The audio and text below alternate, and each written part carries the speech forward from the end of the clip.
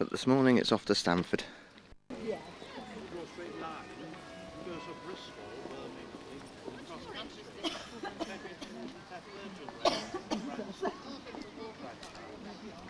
But in fact, this was the doorway entrance to a 13th century merchant's house.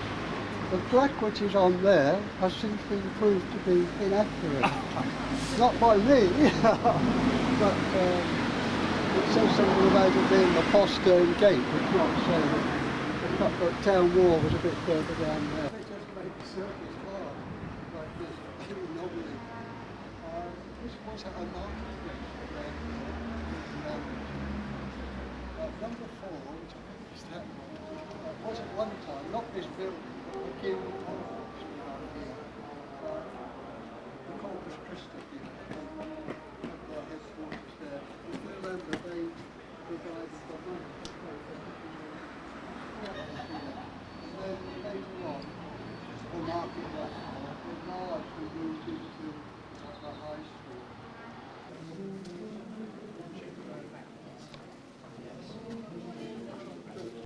Also, I had to say something about the filming of Middlemarch. They would rather like to keep their blue. The Savills over there became, I think it was a greengrocer's shop on the outside, but the inside of the greengrocer's shop was in the technical college. And we'll see one or two other places that I'll mention as we go around. And was the first classical style building in Stamford, and it was by Daniel Wigmore. Do you remember? What did he do? I told you this morning. Yes, he's still got it, hasn't he? Yeah, he's there described there. So again, you know, it's the thing I was saying further back there. They didn't have to be great palatial places to have a hall, but that was the design of the place. So these have survived. They've been restored in the 1930s, I think. 1850s and 1982. 1980 the last time. Again, of course, you could see later alterations. The window, these dormer windows were put in later. It may well be that with an open hall house, it was started off with an open hall up through the roof, but then later on a fireplace was put in. You could extend it a bit further. There is, on Fridays, there's still a very large market filling the whole of this street and that one down there, Ironmonger Street. And it's a very successful market, quite different from some of the ones in the larger.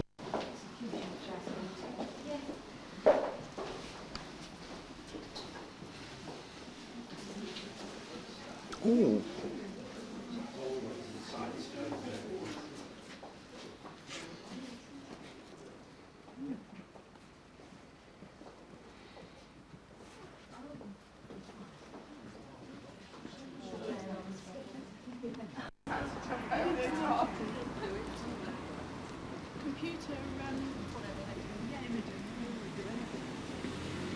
And is the largest house in Stamford.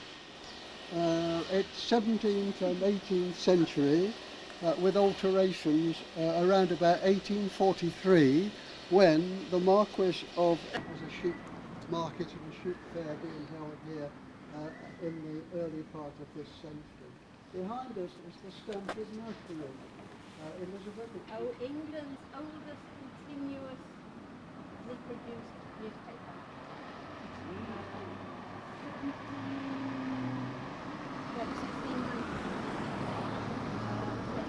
It celebrates that 200 years and has royalty here or other to do things, you know, shows off. It's not been bought up like Portsmouth and Sunderland. Well, I'm not. Last point of interest, all that remains of Stamford Castle.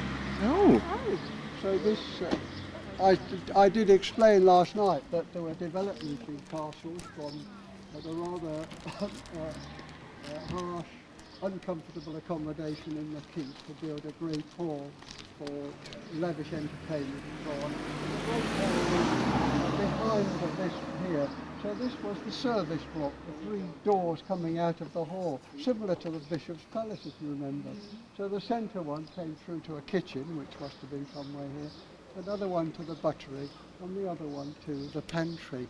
And that's all that survives to this day. Where we turned round on that coach park was actually where the keep was.